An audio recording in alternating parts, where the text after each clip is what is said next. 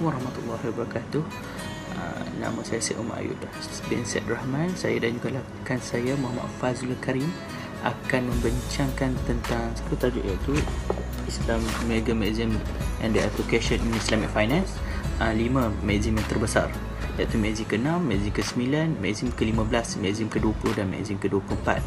Jadi saya di sini akan membincangkan magazine yang ke-9 dan juga magazine yang ke-24, manakala rakan saya pula akan membincangkan magazine yang ke-6, ke-15 dan magazine ke-20. Okay, Assalamualaikum warahmatullahi wabarakatuh. Nama saya Muhammad Fazlul Karim bin Muhammad Nasir, pelajar Master in Islamic Finance Universiti Malaysia Kelantan. Okey, hari ini saya akan cerita pasal 3 legal magazine utama. Okey, yang pertama saya nak cerita pasal matter determined according to the intention. Maksud legal magazine ni adalah apa yang kita buat, apa yang kita lakukan dalam dunia ni, ia berkait rapat dengan niat kita. Okey, ikut hadis Rasulullah SAW, siapa yang berhijrah kerana Allah Subhanahu Wa Taala, maka hijrah dia tu akan diterima oleh Allah Subhanahu Wa Taala. Siapa yang berhijrah untuk dunia ataupun wanita yang ingin dia nikahi, maka hijrah dia tu akan dapat kepada benda tu lah. So, kenapa pentingnya dalam magazine ni? Dia meliputi dalam kehidupan kita. Paling contoh paling dekat lah, kita nak makan nasi, mesti kita niat nak makan nasi. Kita tak boleh niat makan roti. So kalau kata kita niat makan roti tapi kita makan nasi, kita rasa tak puas. Lagi satu contoh macam kita nak sembahyang. Setiap kali kita nak sembahyang, mesti kita kena ada niat. Kalau kita tak ada niat, sembahyang tu tak sah. Okey.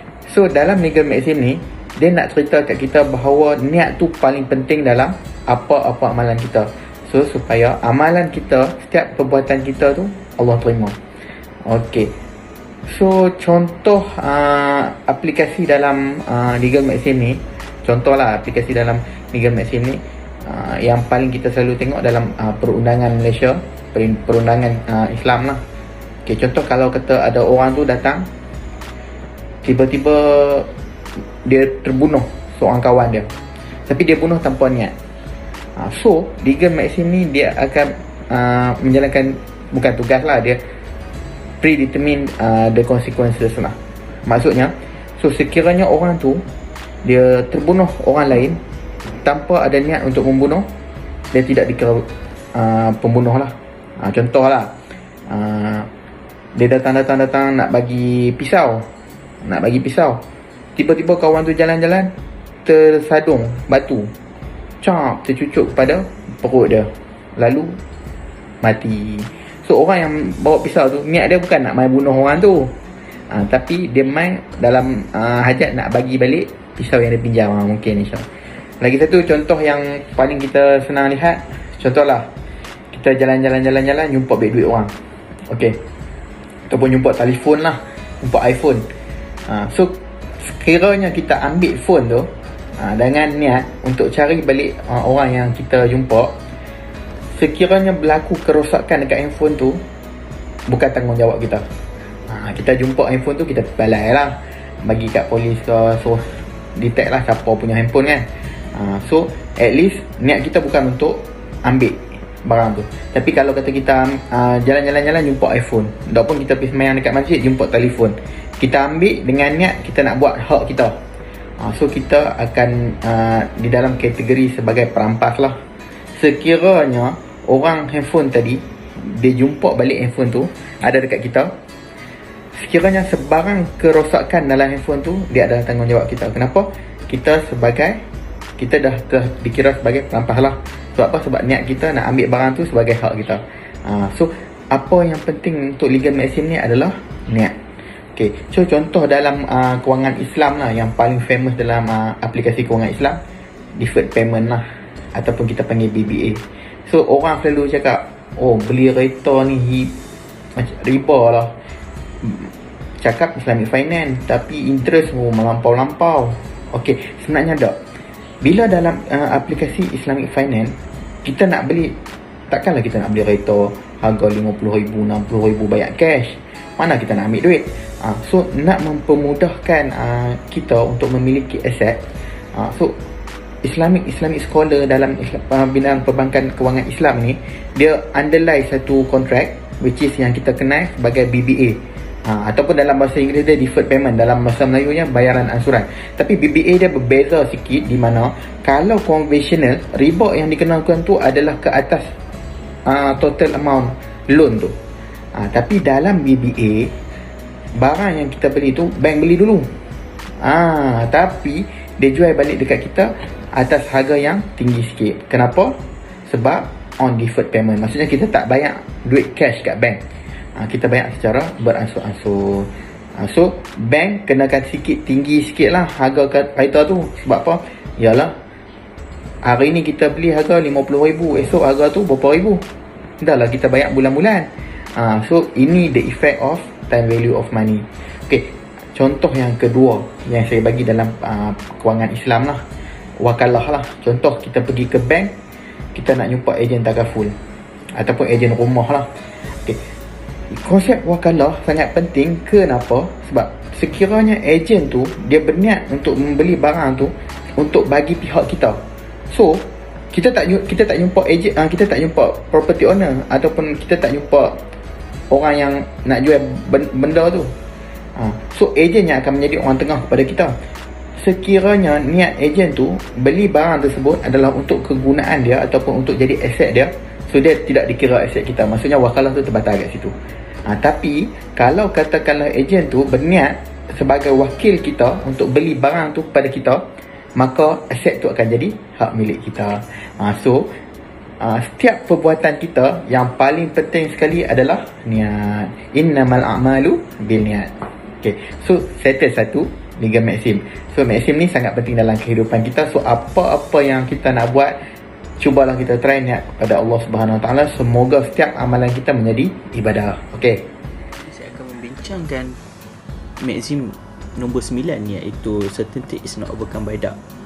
Okay, dia ada dua, iaitu yakin dan juga syak. Yakin ni adalah pengetahuan atau ilmu yang tak tercemar daripada sebarang keraguan. Manakala syak pula keraguan dan kecurigaan atau kepastian sesuatu perkara. Jadi saya teruskan dengan syarat-syarat yang termasuk dalam certainty is not overcome by doubt. Ini syarat-syarat yang telah cendekiawan Islam tetapkan. Ada 3 syarat utama, iaitu keraguan dan kepastian haruslah berlaku dalam satu kes yang sama dan juga mempunyai unsur yang sama dalam kes tersebut.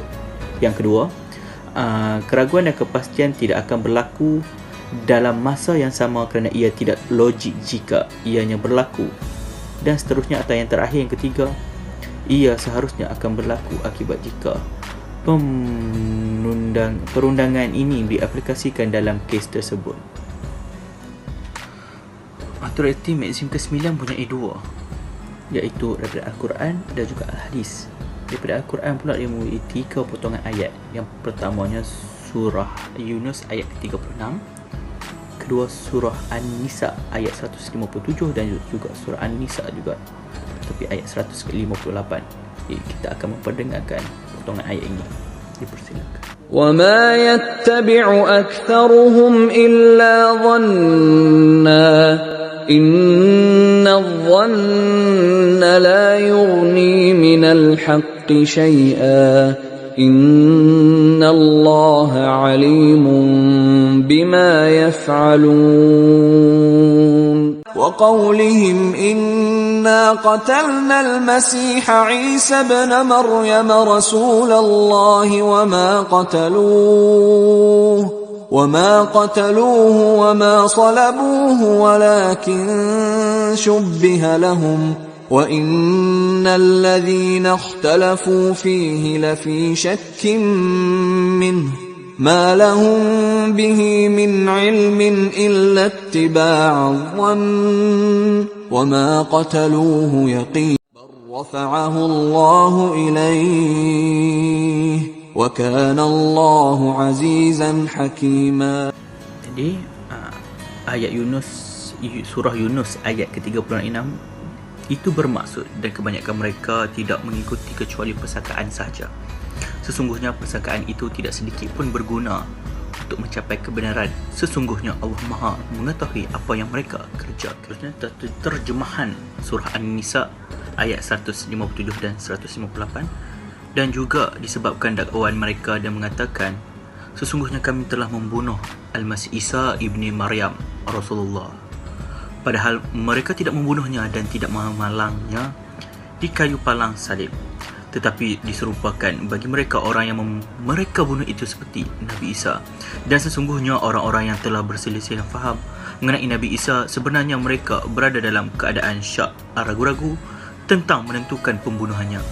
Tiada sesuatu pengetahuan pun bagi mereka mengenainya selain daripada mengikut sangkaan semata-mata dan tidak membunuhnya dengan yakin.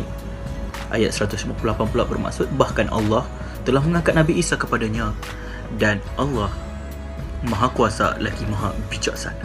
Seterusnya aplikasi Maxim yang ke-9, dan melalui usul fiqh kita akan lebih tahu apabila tersalah berbuka puasa awal kerana azan di radio.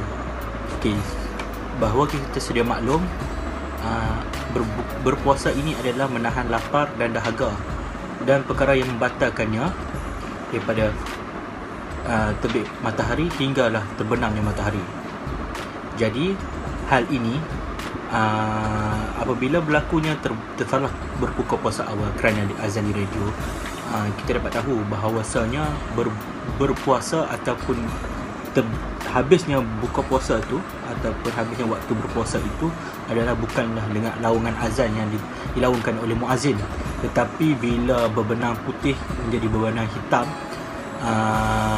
itu sudah menunjukkan tanda bahawasanya masa untuk kita berbuka sudah tiba. Itu maksudnya. Okey, aplikasi Maxim yang ke-9 melalui Islamic Finance ataupun kewangan Islam. Jadi sebagai contoh, saya mengambil contoh satu artikel ini yang mengatakan bahawa pada satu hari pihak bank telah membuat konsep murabahah untuk membuat pinjaman kepada customer.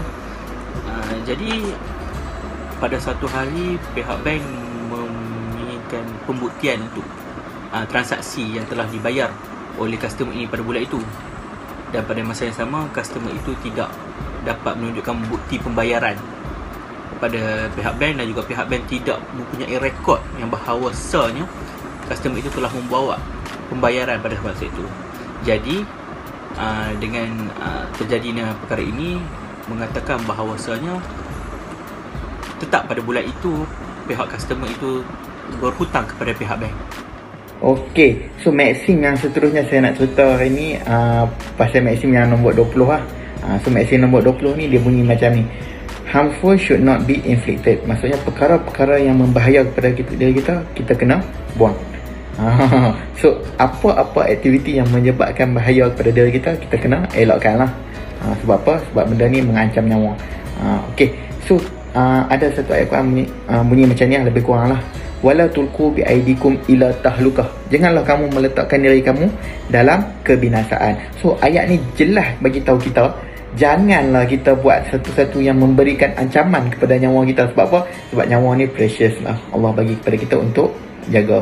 Okay, so dalam Maxim ni dia tekankan kepada kita betapa pentingnya untuk kita jaga nyawa kita. Rasulullah SAW ada bersabda, la darar wa la dirar. Maksudnya janganlah kamu melakukan perkara-perkara yang bahayalah, lebih kurang macam tu lah. Okay, so dalam aplikasi untuk Liga Maxim yang ke-20 ni, paling senang kita tengok macam sekarang ni lah. Okay, Mufti telah fatwakan kepada kita bahawa rokok itu haram lah. Kenapa rokok itu haram? Of course lah, bila kita merokok, kita tak tahu apa benda kimia yang masuk dalam badan kita. So bila benda ni actually dia akan menjadikan long term effect pada kita, merosakkan paru-paru kita, merosakkan organ-organ dalaman kita. So apabila rokok ni membahayakan diri kita, benda ni sepatutnya kita kena tinggalkan lah. Sebab itulah Mufti letak rokok ni haram. Okay, contoh yang kedua lah yang saya bagi contoh, orang sakit mental lah. So bila orang sakit mental, dia berada dalam kegiranan dia kalau kata mental yang biasa-biasa yang boleh cover dengan ubat, itu okey. Tapi kalau mental yang tak boleh nak cover dengan ubat, tak makan ubat dia mengamuk, tak makan ubat dia mengamuk, ambil parang nak lawan, ceng. Lepas tu kalau kata gaduh dengan mak ayah, ugut sampai nak bunuh, benda ni orang yang macam ni sepatutnya diletakkan dalam pusat penjagaan lah, ataupun kita panggil Tanjung Rambutan lah. Kenapa? Bukan sebab apa, sebab dia akan menyebabkan bahaya kepada orang-orang lain, dan juga keluarga dia. So benda ni kita kena elakkan. And then yang kedua, yang ketiga yang paling saya suka adalah bawa kereta laju-laju dekat lebuh raya.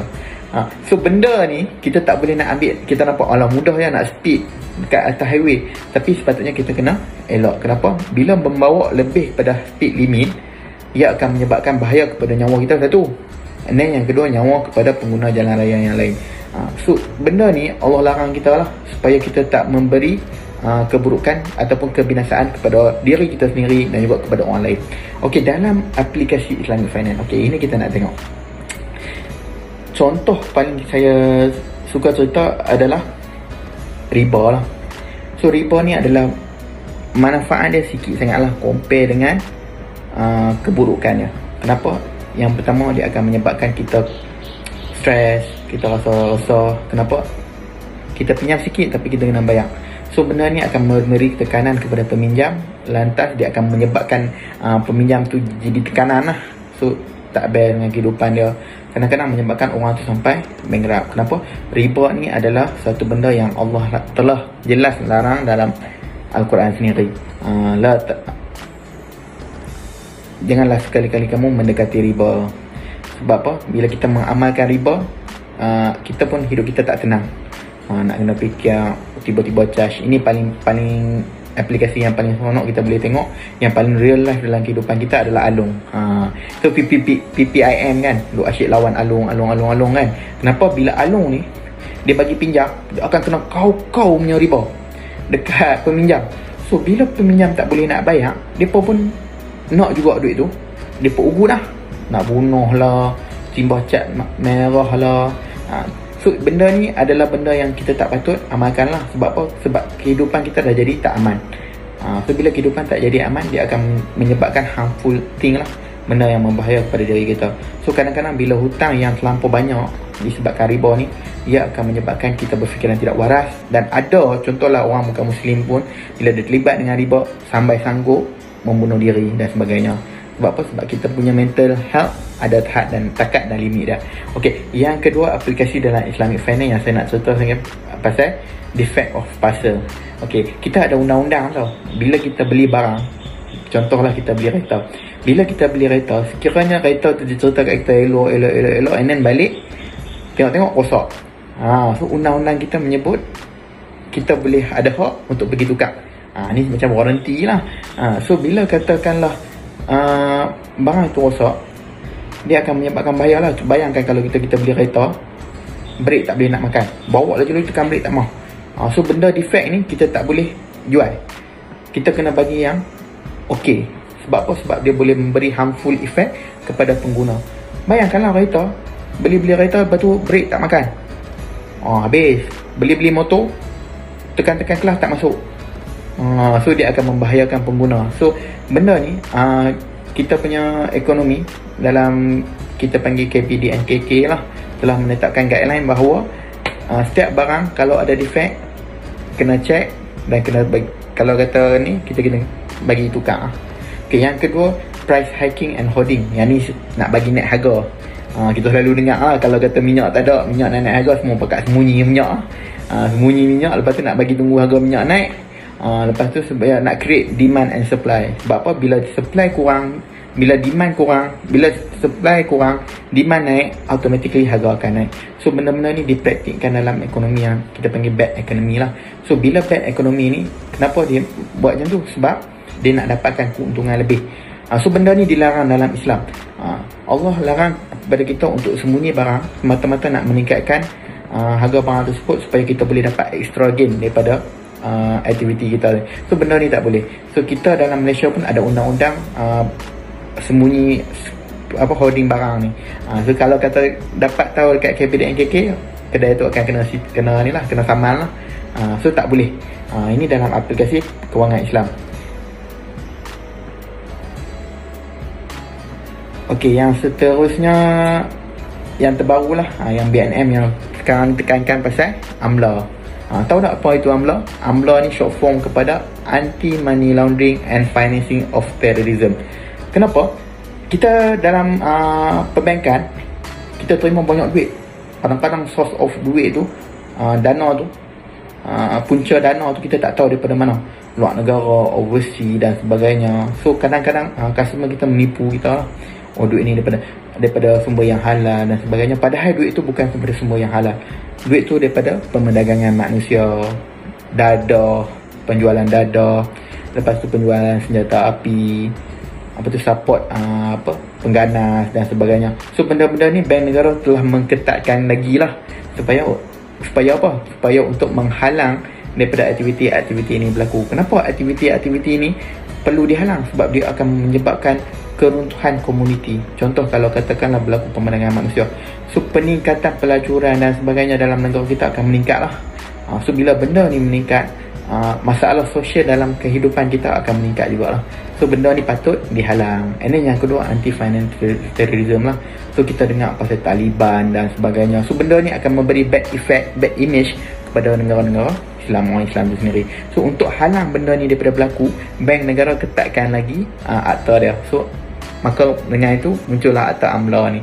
So AMLA ni bukan untuk apa, tapi untuk jaga keselamatan masyarakat dan sebagainya lah, supaya benda-benda yang haram, benda-benda yang merosakkan ni tidak berlaku dalam masyarakat kita. So itu maksim yang ke-20. So benda-benda yang menyebabkan bahaya kepada diri kita, sepatutnya kita buang ataupun kita elakkan. So kalau boleh, yang merokok boleh stop merokok lah. Sebab apa, benda tu bahaya lah. Pelan-pelan tak apa, janji boleh berjaya berhenti rokok, InsyaAllah.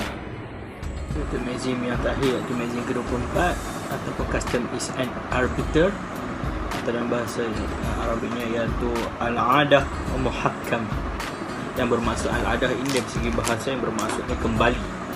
Jadi dalam bahasa istilah, membuat perkara yang biasa dibuat kerana apa yang dipraktikkan itu adalah kebiasaannya akan kembali dibuat olehnya. Seterusnya kita akan masuk authority mazim yang ke-24 ini. Authority mazim ni ada dua, iaitu daripada Al-Quran dan juga Sunnah. Daripada segi Al-Quran, kita ada satu potongan ayat ini di surah Al-A'raf ayat ke-199. Jadi kita boleh pendengarkan ayat ini bersih. خذ العفو وأمر بالعرف وأعرض عن الجاهلين. Jadi apa yang telah diperdengarkan ayat itu yang bermaksud, jadilah engkau pemaaf dan suruhlah orang mengerjakan yang ma'ruf serta berpalinglah daripada orang-orang yang bodoh. Jadi seterusnya saya akan balik kepada sunnah daripada Musnad Ahmad. Dia berkata, apa yang Muslim rasa baik, ianya baik di mata Allah. Apa yang Muslim nampak ia jahat ataupun buruk, itu adalah jahat dan buruk di mata Allah.